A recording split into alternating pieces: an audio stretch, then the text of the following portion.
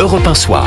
19h, 21h, Pierre de Villeneuve. Mes camarades du soir, Catherine Ney et Olivier d'Artigol. Bonsoir à vous deux. Bonsoir. Pierre. Et notre invité politique est député EPR des Yvelines. Bonsoir Charles Rodwell. Bonsoir, merci pour votre invitation. Merci d'être avec nous. On commente cette motion de censure qui ne passe pas.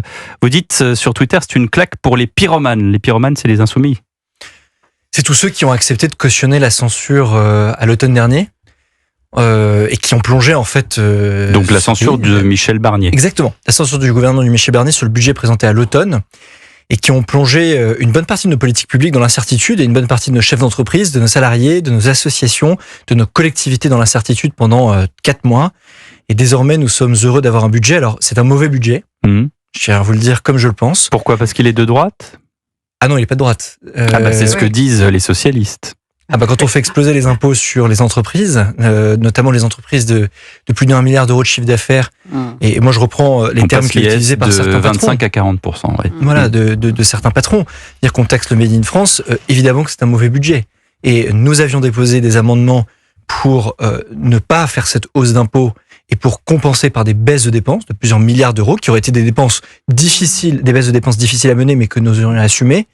Mais bon, on a un budget pour cette année. Je pense que c'était ce qu'il y avait de plus important, de retrouver une forme de stabilité, au moins pour cette année. Mais je vous cache pas, nous, en tout cas, en tant que membre de la Commission des Finances, on est déjà au travail pour en fait préparer le budget de l'année prochaine. Et on y arrive ?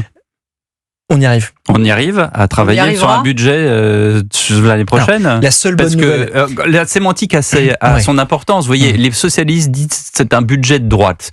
Les gens comme vous disent c'est un budget limite de gauche. Vous vous rendez compte quand même, les électeurs qui vous écoutent, à un moment donné, on sait plus trop... Moi, ce que je propose, c'est qu'on laisse l'avis aux auditeurs.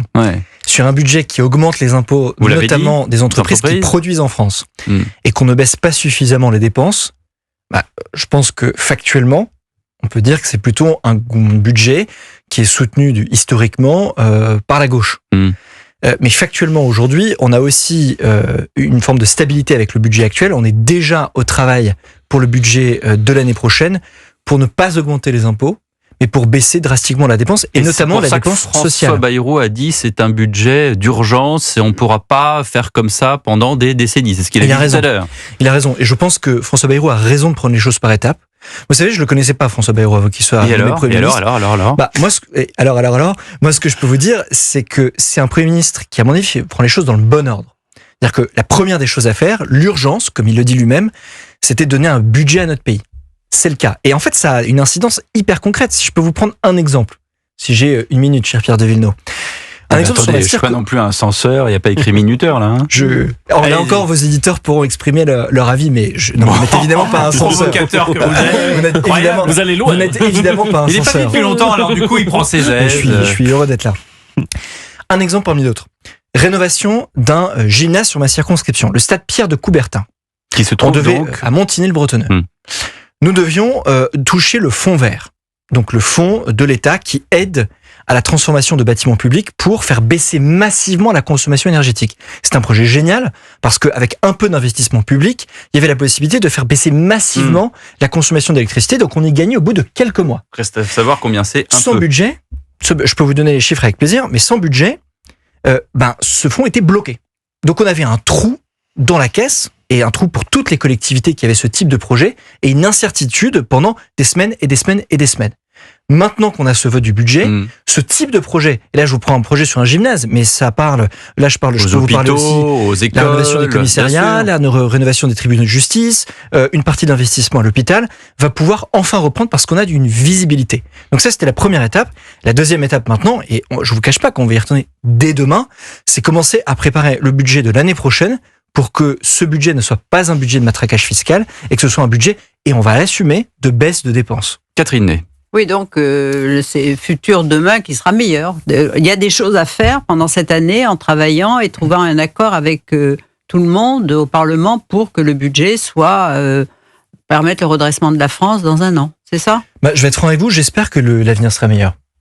Mais je pense que les événements des derniers mois montrent qu'il faut qu'on soit assez méfiant sur le sujet. Mais pardonnez-moi cette trivialité, mais l'espérance, on s'en fout. Ce qu'on voudrait savoir, c'est au sein de la commission des finances, comment vous travaillez. Est-ce que vous arrivez à travailler ? Il y a, je crois, monsieur de Courson qui est à la commission des finances. Il y a d'autres personnes qui sont assez, j'allais dire, éclectiques sur l'échiquier politique. Comment est-ce que vous arrivez ? Expliquez aux auditeurs d'Europe 1, comment est-ce que, je sais pas moi, quelqu'un comme monsieur Coquerel, monsieur de Courson, monsieur Rodwell, ils n'avaient pas les mêmes, comment dirais-je, appétences politiques. Comment est-ce que vous arrivez à vous mettre d'accord sur certaines choses, et notamment sur les finances, voilà. Jusqu'à l'automne dernier, donc avec le budget présenté par Michel Barnier, vous aviez un travail en commun qui était mené par les groupes du centre et de la droite. Donc 4 groupes notamment, Ensemble pour la République, le groupe de Gabriel Attal, le groupe du Modem de François Bayrou, le groupe d'Horizon de Édouard Philippe, pour faire simple, et le groupe de la droite républicaine de Laurent Wauquiez. Mais à ces 4 groupes-là, nous n'avons pas la majorité. Et à l'automne dernier, nous avons tendu la main aux socialistes en leur disant « on veut travailler avec vous, on n'est pas d'accord ». Moi, à titre personnel, je viens de la droite. Et le Parti socialiste, c'est le parti structurant, historique, le parti de gouvernement de la gauche. Donc évidemment qu'on a des différences. Mais c'est avec vous qu'on veut former une majorité. Nous n'avons pas pu le faire, parce que les divergences diverses et variées étaient trop grandes. Je pense qu'on a manqué collectivement, et notamment les socialistes ont préféré cautionner l'alliance avec la France insoumise plutôt que de travailler avec nous. Et je suis heureux de voir que cette fois-ci, avec le gouvernement de François Bayrou, moyennant des concessions importantes, je vous l'ai dit une nouvelle fois, ce budget est un mauvais budget, mais moyennant des concessions importantes, on a les socialistes qui ont accepté de ne pas censurer le gouvernement. C'est la raison, malgré le fait que vous n'aimiez visiblement pas ce terme, j'ai un peu plus d'espoir pour l'avenir qui vient, parce que ça y est, nous avons très facilement, en témoigne, ce qu'on appelle la commission mixte paritaire. Pardonne-moi, c'est un mot un peu barbare. Justement, comment ça se passe ? Vous me répondez pas. Moi, je voudrais savoir, je voudrais être la petite souris à la commission des finances. Racontez-nous une, je sais pas moi, 1 heure, 2 heures, une demi-journée de comment on parle. Est-ce que on est courtois ? Est-ce qu'on arrive à échanger ? Ben non, cher collègue, je pense que vous vous trompez là-dessus. Est-ce que comment est-ce que ça marche ? Est-ce qu'on arrive à ou est-ce que c'est le chaos et puis on se dit bon d'accord. L'immense majorité des séances en commission, donc en fait on est en commission. Donc en fait c'est une salle avec des tables. Il y a une table au bout un peu plus élevée que les autres où le président est assis avec son vice-président. Et ensuite vous avez 3 tables. Une table avec les partis de gauche, une table avec les partis de droite et d'extrême droite et une partie avec les partis du centre. Eh bien en fait la plupart des discussions se passent, et heureusement, dans une civilité évidente. D'accord. Et on discute, et en fait, le budget se forme comment ? On balaye le budget par mission. Donc on prend la mission défense, la mission affaires étrangères, la mission écologie, la mission éducation, et on passe en revue le budget que nous propose le gouvernement, et en fait, on fait ce qu'on appelle l'amende. Donc on le modifie avec des amendements, et ensuite on le vote ou on ne le vote pas. Et en l'occurrence, le budget a été adopté. Monsieur le député, pour éviter la censure, vous regardez attentivement donc l'évolution du Parti socialiste, notamment de cette vingtaine de députés sur les 66 qui ne doivent pas voter la censure en s'alliant au RN et aux Insoumis pour faire tomber le gouvernement. Mais celui qui prend le plus la lumière dans l'exécutif, c'est Bruno Retailleau. Est-ce que vous n'avez pas un problème de sens du regard ? Est-ce que ce qui se passe du côté de Retailleau et du prochain congrès LR n'est pas un espace d'observation intéressant pour vous ? Charles Rodwell répond après la pause publicitaire, 10h26. Quel suspense, alors qu'Olivier Faure vient de répondre à la France Insoumise. Le nouveau Front Populaire continuera à exister. Réponse bien sûr aux Insoumis, Mathilde Panot, qui juste avant lui disait que le désarrimage était, c'est pas le terme exact qu'elle a utilisé, mais en tout cas que la séparation était actée. À tout de suite sur Europe 1 Soir. 19h, 21h, Pierre de Villeneuve. Avec Catherine et Olivier d'Artigol, notre invité, le député EPR des Yvelines, Charles Rodwell. Olivier, reposez votre question à Charles Rodwell. Vous regardez du côté du PS pour voir s'il n'y a pas censure, alors que peut-être que une partie de l'avenir politique se joue du côté de Retailleau. C'est pas un déchirement pour vous ? Je crois pas que ce soit un déchirement. Au contraire, pourquoi est-ce que Bruno Retailleau prend la lumière et a le poids politique qu'il a aujourd'hui ? C'est parce qu'il fait les bons constats que s'opposent les Français, il y apporte les bonnes solutions. Il faut le dire. Donc Valeurs Actuelles a eu raison de titrer « Et si c'était lui » ? Pour le coup, et je pense qu'il a raison de le dire, il est beaucoup trop tôt pour le dire, il faut qu'on soit tous à la tâche, et c'est le cas aujourd'hui. Vous citiez tout à l'heure, dans votre journal, le fait qu'il y a un nombre record de titres de séjour accordés en France, 337 000, et il y a un nombre record d'éloignements. Donc le fait que, de gré ou de force, ces étrangers quittent la France. Prenons ces 2 constats. C'est-à-dire que, sur le chiffre des éloignements, le fait qu'on a un nombre record de titres d'éloignement, ça veut dire que la loi immigration que nous avons votée, qui était portée par Gérald Darmanin et par notre groupe, il faut bien le dire, avec d'autres, était nécessaire et c'était une bonne loi, une loi efficace. Ça, c'est un petit message à Marine Le Pen. Mais le fait aujourd'hui, non, pas du tout. Mais amputé par le Conseil constitutionnel. Amputé en partie par le Conseil constitutionnel. Et c'est la raison pour laquelle, au vu du nombre record de titres de séjour qu'il y a aujourd'hui, ça veut dire aussi qu'il faut qu'on légifère de nouveau et qu'il y ait une nouvelle loi immigration pour pouvoir intervenir dans la loi pour réduire ce nombre de titres de séjour. C'est aussi simple que ça. La politique, c'est assez rationnel. C'est-à-dire qu'on constate... c'est ce que veut Bruno Retailleau, une nouvelle loi d'immigration. Bien sûr, mais d'ailleurs, c'est ce qu'une bonne partie d'entre nous, pas que lui, veut une nouvelle loi. On a l'impression que dans votre groupe, l'aile gauche est quand même plus importante que l'aile droite. Mais qui est l'aile gauche ? Ben, j'en sais rien, on dit 60-40. Moi, je les connais pas tous, mais on dit que sur l'immigration, en tout cas, il y a, dans ce groupe-là, central, il y a beaucoup de réticence. En commençant par Gabriel Attal. Moi, je vais être franc avec vous. On dit souvent qu'il y a une aile gauche et une aile droite. Nous, la raison pour laquelle on a rejoint Emmanuel Macron... Vous parlez de PR, là, d'Ensemble pour la République. D'Ensemble pour la République. Prenez ne serait-ce que le gouvernement. Vous avez l'aile gauche du gouvernement, vous avez Monsieur Lombard, Monsieur Laurent Saint-Martin, Madame Pannier-Runacher, Madame Borne, tout ça, ce sont des ministres de la gauche de la Macronie. Enfin, c'est quand même sous la primature d'Elisabeth Borne qui a été portée la première loi immigration. Non mais peut-être. Elisabeth Borne, mais Madame Borne, a été la directrice de cabinet de Lionel Jospin. Je peux juste vous répondre à une... Madame, un petit peu plus âgée que vous. Elle n'était pas directrice. Elle a travaillé pour Lionel Jospin à Matignon. Mais elle n'était pas sa directrice. Ça, vous êtes plus âgé que moi. Mais elle était au cabinet de Jospin. Elle est au cabinet de Jospin. Je veux dire, c'est que Elisabeth Borne, on peut en penser ce qu'on veut, mais elle a été préfète, elle connaît la réalité de la question. Non, mais je suis pas en train de critiquer, je constate juste qu'il y a une gauche. C'est d'ailleurs, pour reprendre mon raisonnement, ça a été le slogan de M. Macron. Pour reprendre mon raisonnement, pour répondre à Olivier d'Artigol, la politique, c'est assez rationnel. On constate qu'il y a des enjeux et des problématiques que se posent des millions de Français. Nous avons voté une première loi immigration qui a permis d'augmenter massivement le nombre d'éloignements. Plus de 27%. On n'est évidemment pas dans une situation optimale, mais c'est quand même beaucoup mieux. Et ça, je pense que c'est notre crédit. C'est nous qui l'avons porté, avec Gabriel Attal, avec Elisabeth Borne, avec Gérald Darmanin.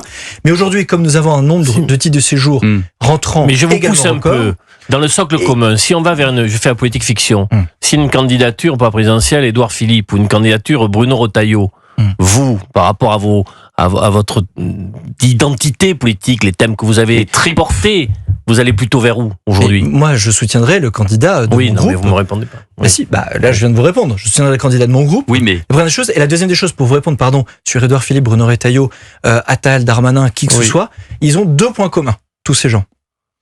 Premier point commun, on sera tous héritiers du même bilan. Donc, on a intérêt, sur les 2 ans qui nous restent, à délivrer et à mener des réformes utiles pour notre pays. La deuxième chose, c'est que s'ils sont 2 sur la ligne de départ, ça sert à rien d'être candidat à la présidentielle. Il faudra qu'on ait un candidat commun, un candidat encore unique. Possible, un candidat commun pour le socle commun. Mais en fait, nous n'avons pas d'autre choix. Nous n'avons pas d'autre choix parce que si nous avons 2 candidats, eh bien, on sera tranquillement assis dans notre canapé le soir du second tour. Ou si nous avons un mauvais bilan, moi je considère qu'on a un bilan, mais honnêtement, dont je suis fier d'un point de vue économique. 2,7 millions d'emplois créés depuis 7 ans, c'est la vie de 2,7 millions de Français et leurs familles qui a basculé parce qu'ils ont retrouvé du travail. Mais si nous sacrifions ce bilan en faisant rien pendant 2 ans, on regardera le deuxième tour dans notre canapé, et s'il y a 2 candidats du socle commun à l'élection présidentielle, on regardera aussi le second tour dans notre canapé. C'est la raison c'est les 2 choses, c'est les 2 points communs qui les rassemblent. Charles Rodwell, vous créez un think tank qui s'appelle Ensemble Français. Vous dites c'est une alternative aussi à la politique actuelle. Vous voulez contribuer à la refonte de fond en comble de la ligne politique de Renaissance et du bloc central. Vous voulez qu'elle devienne la mère des batailles et vous voulez vaincre l'insécurité culturelle. Ça, c'est une politique, j'allais dire, costaud, mais c'est une politique totalement de droite. Est-ce qu'elle n'est pas en rupture avec la politique du centre ? Moi, je vais être franc avec vous, je ne sais pas si elle est droite ou de gauche. L'insécurité culturelle, le premier qui l'a théorisé, c'est Laurent Bouvet, politologue et sociologue et universitaire de gauche. Et la seule chose qu'il dit quand il présente le sujet de l'insécurité culturelle, qui est grosso modo, si je caricature sa pensée, qui est de dire qu'il y a des millions de Français qui se sentent mal à l'aise ou en décalage avec ce qui est devenu ou ce qui est en train de devenir le vivre ensemble de leur immeuble, de leur commune, de leur rue, devant leur gare, de leur quartier, de leur marché. Et Laurent Bouvet nous met en garde. Il nous dit qu'il serait un danger mortifère pour la France de laisser le sujet de l'insécurité culturelle à l'extrême droite. Moi, je considère que ce sujet, c'est pas un sujet de droite, c'est pas un sujet de gauche, c'est un sujet que tout simplement ressentent des millions de Français, quelle que soit leur religion, quelle que soit leur couleur de peau, quelle que soit leur origine sociale, géographique, et autres. Ce sujet, je veux m'en saisir. Pourquoi ? Parce que moi, je considère que mon parti, Renaissance, a les solutions qu'il faut sur la politique européenne, a les solutions qu'il faut sur la politique économique de notre pays, mais que nous ne sommes pas suffisamment penchés sur la question de l'identité française, de la culture française, pour lutter contre l'insécurité culturelle que vivent des millions de Français. Mais là, vous citez l'extrême droite en disant elle s'empare de cette, et elle est la seule à s'emparer de cette question. Vous ne citez pas ce que dit Monsieur Mélenchon sur le grand remplacement, puisque le mot a été lâché par 2 fois, une fois à Toulouse et une fois à Nantes ces dernières 24 heures. C'est exactement la raison pour laquelle je me lance sur le sujet. Parce que depuis 20 ans, la gauche a été au pouvoir, la droite a été au pouvoir, le centre a été au pouvoir. Il n'y a pas une seule force politique, dont ces forces républicaines, qu'on qualifie de républicaines, de modérées, qui s'est saisie de ce sujet. Depuis 20 ans, par aveuglement, par peur peut-être. Non, peut-être c'est pas son ADN. Nous avons laissé ce sujet à l'extrême gauche d'un côté et à l'extrême droite de l'autre, ce qui fait qu'aujourd'hui, on a un risque de clivage identitaire dans notre pays. Or, moi, je considère que, excusez-moi, je voudrais surtout pas vous interrompre, madame Ney, mais ce que je veux dire, c'est que je suis convaincu que ce sont les forces modérées de notre pays qui pouvons apporter une solution à la question de la crise culturelle et identitaire que traverse notre pays. C'est la raison pour laquelle je veux faire des propositions à mon parti à travers Ensemble Français que j'ai créé il y a quelques jours. Là, vous êtes un peu réducteur parce que s'il y a vraiment un parti qui a travaillé, c'est quand même les LR au Sénat. Les sénateurs LR, avec notamment François-Noël Buffet et d'autres, et même Bruno Retailleau, ils ont vraiment fait publier des rapports, publier des rapports et qui d'ailleurs n'étaient pas repris à l'Assemblée, même y compris par leurs propres amis de l'Assemblée nationale qui étaient beaucoup plus craintifs.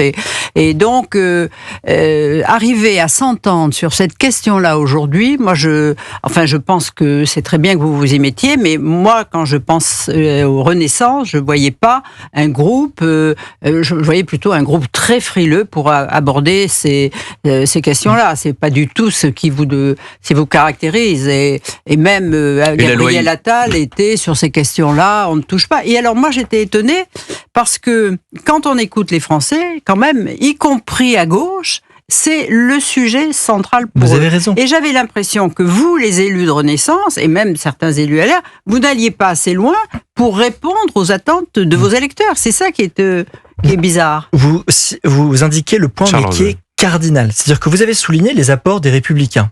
Et c'est très juste. Les apports de Renaissance, pardonnez-moi, on a voté la loi séparatisme, on a voté la loi de soutien aux victimes de violences intrafamiliales, nous avons voté les lois sur les justices pour les mineurs, la loi immigration que nous avons proposée qui contribue à cette question. Et je vais même vous dire, les socialistes aussi ont y contribué. Un exemple parmi tant d'autres, lorsque Bernard Cazeneuve et le garde des Sceaux de l'époque, en tout cas le gouvernement socialiste, propose la mise en œuvre du parquet national antiterroriste pour lutter aussi contre ces sujets sur le territoire français, eux aussi ont y apporté une contribution. Ce qui nous manque aujourd'hui, c'est une vision qui est claire. Je vous prends un exemple parmi d'autres. Sur l'immigration. On peut être pour ou contre ce que dit la France insoumise, mais leur discours, il est très clair. Il vous dit, je veux une immigration de masse pour créoliser la France. On peut être pour, on peut être contre, mais c'est très clair. Elle est déjà là. Il dit, voilà.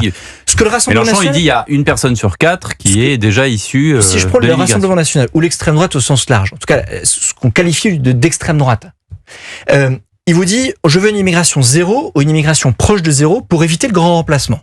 On peut être pour, on peut être contre. Moi, en l'occurrence, je ne partage pas cet avis, mais c'est très clair. Qu'est-ce que nous, on veut ? Quelle est la vision qu'on veut porter, nous, le bloc central, sur cette question ? Je vous en propose une, je l'ai proposée à mes collègues, ils s'en saisiront ou pas, c'est le débat qu'il y a au sein de l'ensemble du bloc central. Moi, je pense que pour répondre à cette question, il faut fonder notre politique migratoire sur un principe, accueillir moins pour accueillir mieux. Ce qui veut dire que nous avons besoin d'une immigration massivement réduite, choisie, fondée uniquement sur le travail, qui répond aux besoins des Français. Et quand on part de cette vision, eh bien, toutes les politiques publiques qui en viennent... Mais ça a été fait par le passé par Brice Hortefeux, notamment. Est-ce que Brice Hortefeux a, par exemple, pris des mesures pour refonder les règles du regroupement familial ? Non. Pas sur ce sujet-là. Or, aujourd'hui, le regroupement familial est une part pratiquement majoritaire de l'immigration en France. Ben oui, si Je veux dire que quand Jacques Chirac a signé le décret en 76, d'ailleurs avec l'accord de Valéry Giscard d'Estaing, mais il partait 2 mois plus tard, il a été signé juste au moment où le chômage a commencé à exploser et il y avait parmi les gens qui venaient du Maghreb et tout ça, un chômage qui explosait. Et c'est là que le regroupement familial a commencé et qui inquiétait Raymond Barre. Raymond Barre a voulu le stopper. Et des associations ont saisi le Conseil d'État qui a dit terminé, voilà. Et c'est une chose définitive, le regroupement familial est un droit. Et depuis, on n'y est absolument pas revenu. Ça veut dire qu'il y a ce risque que d'autres associations saisissent le Conseil d'État de la même façon qu'à l'époque. Là, ce que vous posez la question, c'est vrai que ce sont les questions qu'il faut résoudre, mais avec qui allez-vous les résoudre? Parce que vous aurez toujours dans les pattes le Conseil d'État, les associations, peut-être même le Conseil constitutionnel, et que c'est très difficile et que vous ne... Réponse courte, Charles Rodwell, parce qu'après... Moi, la raison pour laquelle je me suis engagé politiquement, c'est parce que je suis absolument convaincu que quels que soient les obstacles politiques, juridiques, constitutionnels, on peut faire évoluer les choses. Voilà une question que se posent des millions de Français, et on a 2 choix. Soit on leur dit, on peut rien y toucher, laissez passer, et nous aurons une politique identitaire qui sera menée par un parti qui prendra le pouvoir, qu'il soit de droite ou de gauche. Soit on leur dit, oui, ce sera difficile. Il faut prendre des actes majeurs. Est-ce qu'il faut suspendre notre participation à une partie des articles de la CEDH? Est-ce qu'il faut un référendum sur le sujet? Mais je suis convaincu que oui, nous devons affronter cette question avec des mesures républicaines et modérées. Politique de droite, Charles Rodwell. Et c'est de là que vous venez d'ailleurs. 19h44. Merci d'avoir été